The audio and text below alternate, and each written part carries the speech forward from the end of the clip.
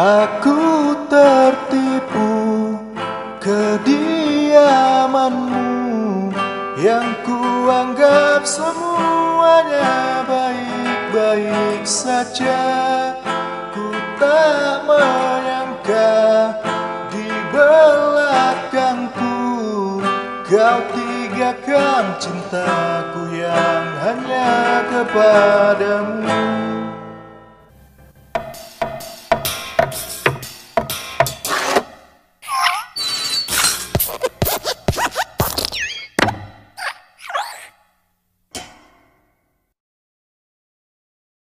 Teman-teman, lagu yang tadi baru saja saya nyanyikan merupakan sepenggal lirik dari sebuah band musisi tanah air yang sempat mewarnai balantika musik di Indonesia dan berkumandang di stasiun-stasiun radio nasional pada era tahun 2000-an.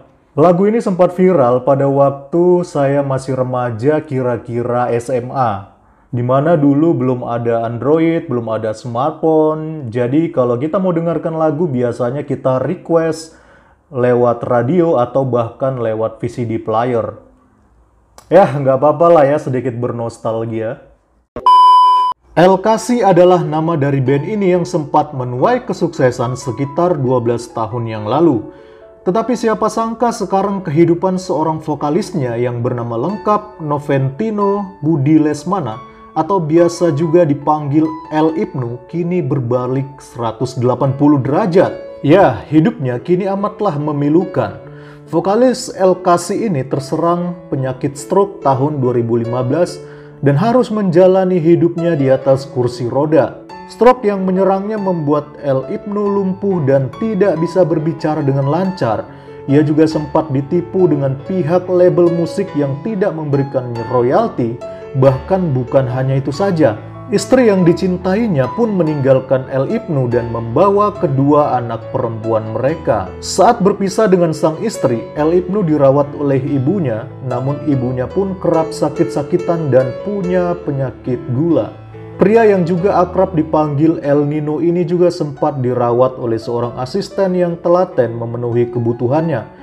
Namun sekarang ia tinggal di Panti Jompo Peniel di daerah Bintaro, Jakarta Selatan. Cobaan bertubi-tubi yang dialaminya membuat El Ibnu putus asa dan pada sebuah wawancara El Ibnu bahkan mengaku sering berusaha untuk mengakhiri hidupnya. El Ibnu mengaku hidupnya sudah hancur berantakan sejak menderita stroke lalu ditinggal sang istri.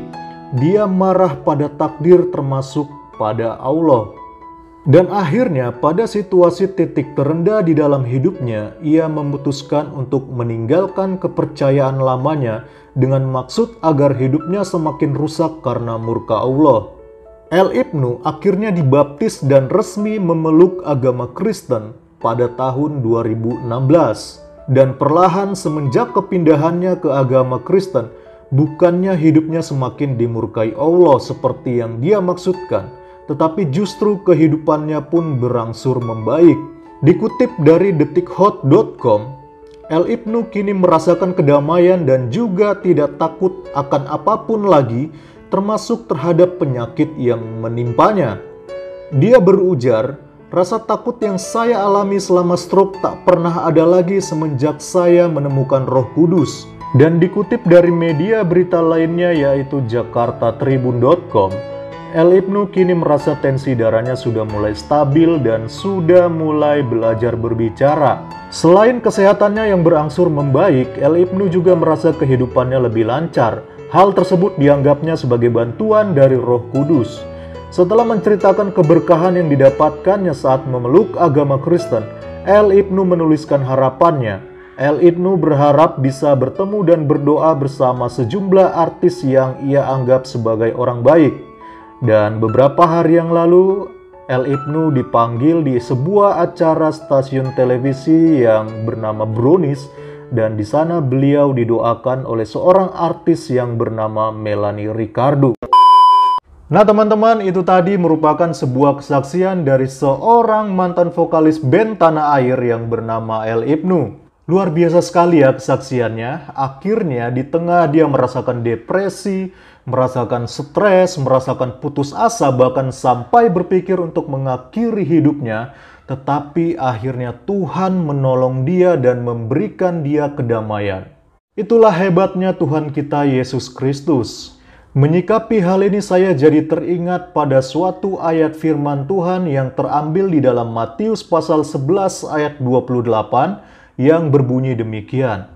Marilah kepadaku semua yang letih lesu dan berbeban berat, aku akan memberi kelegaan kepadamu. Nah saudara-saudaraku semua, ayat ini sangat luar biasa. Kenapa? Karena di dalam ayat ini, Tuhan kita Yesus Kristus memberikan sebuah jaminan kepada siapa saja yang mungkin di dalam hidupnya merasakan yang namanya letih lesu, merasakan yang namanya berbeban berat, bahkan mengalami masalah-masalah yang tidak sanggup dihadapi dengan kekuatan sendiri. Di sini Tuhan kita Yesus Kristus, Dia menjanjikan sebuah kelegaan, sebuah kedamaian yang sejati bagi siapa saja orang yang mau percaya dan datang kepada Yesus Kristus, Sang Pembawa Damai tersebut.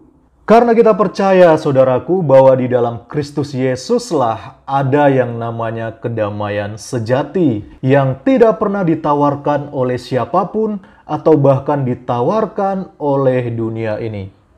Jadi saudaraku, biarlah dari kesaksian Bang El Ibnu ini kita semakin belajar lagi untuk terus bersandar dan berharap kepada Tuhan kita Yesus Kristus di saat kita mengalami yang namanya cobaan, di saat kita mengalami yang namanya letih lesu dan juga berbeban berat, karena kita percaya dan beriman di dalam Yesus Kristus ada yang namanya kedamaian sejati seperti yang sudah dialami dan disaksikan sendiri oleh Bang El Ibnu ini.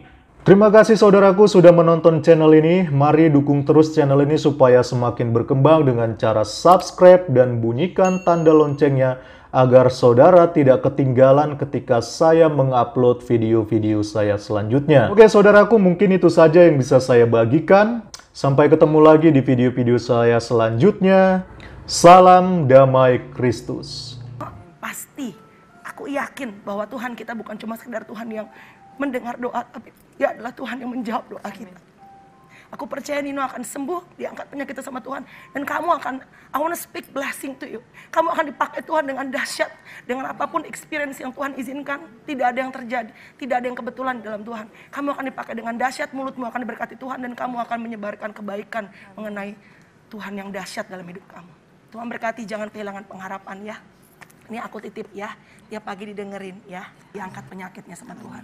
Oke, kita berdoa ya. Nino, kita berdoa ya sayang. Tuhan, kami datang kepada Engkau, kami percaya bahwa 2-3 orang berkumpul dalam namamu, meminta kehadiran Engkau. Kami percaya the presence of God, kehadiran Tuhan ada di tempat ini.